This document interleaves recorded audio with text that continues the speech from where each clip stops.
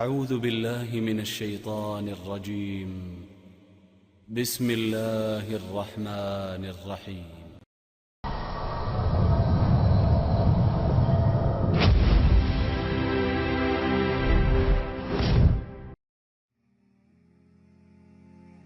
ایک شخص کا ایک بیٹا تھا۔ روز رات کو دیر سے آتا اور جب بھی اس سے باپ پوچھتا کہ بیٹا کہاں تھے تو وہ جھٹ سے کہتا کہ دوستوں کے ساتھ تھا۔ ایک دن بیٹا جب بہت دیر سے آیا تو باپ نے کہا کہ بیٹا آج ہم آپ کے دوستوں سے ملنا چاہتے ہیں۔ بیٹے نے فوراً کہا کہ ابا جی اس وقت ابھی تو رات کے 2 بجے ہیں، ایسا کرتے ہیں کہ کل چلے جاتے ہیں۔ باپ نے اپنے بیٹے سے کہا کہ نہیں بیٹا، ابھی اور اسی وقت چلتے ہیں، آپ کے دوستوں کا پتہ تو چلے۔ چنانچہ باپ اپنے بیٹے کو ساتھ لے کر اس کے دوست کے گھر کی طرف روانہ ہو گئے۔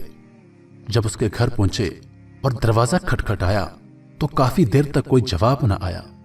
بالآخر بالکنی سے سر نکال کر ایک بزرگ نے، جو اس کے دوست کا باپ تھا، اس نے آنے کی وجہ دریافت کی تو لڑکے نے کہا کہ اپنے دوست سے ملنے آیا ہوں، آپ اس کو میرا نام بتائیے اور اسے کہہ دیجئے کہ مجھے اس سے ملنا ہے۔ دوست کے باپ نے جواب دیا اس وقت مگر وہ تو سو رہا ہے۔ لڑکے نے کہا کہ انکل آپ اس کو جگائیے، مجھے اس سے بہت ضروری کام ہے۔ مگر بہت دیر گزرنے کے بعد بھی یہی جواب آیا کہ صبح کو آ جانا، ابھی اسے سونے دو۔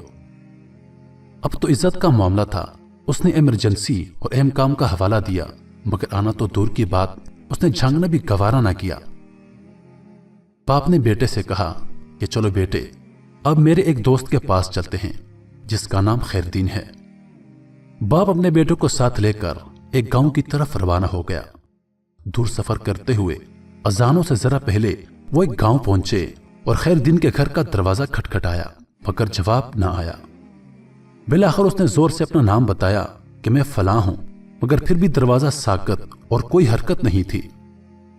اب تو بیٹے کے چہرے پہ بھی فاتحانہ مسکراہٹ آ گئی، لیکن اسی لمحے لاٹھی کی ٹھک ٹھک سنائی دی اور دروازے کی زنجیر اور کنڈی کھولنے کی آواز آئی۔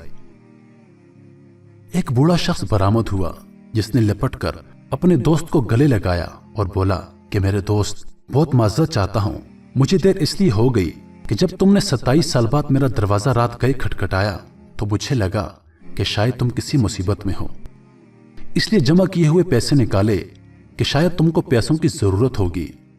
پھر بیٹے کو اٹھایا کہ شاید تم کو بندوں کی ضرورت ہوگی۔